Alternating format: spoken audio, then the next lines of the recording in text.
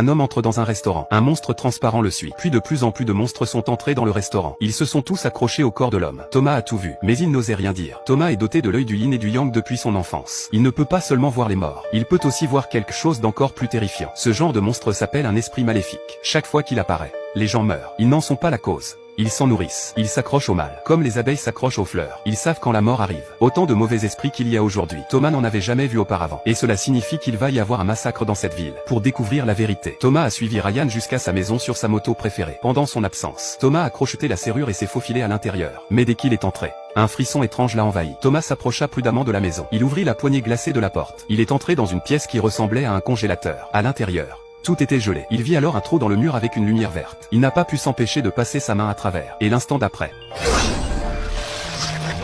Thomas s'est retourné et a couru. Mais c'était comme un trou noir infini. Il faillit être englouti. Il se cacha précipitamment derrière la porte pour observer. Il vit sortir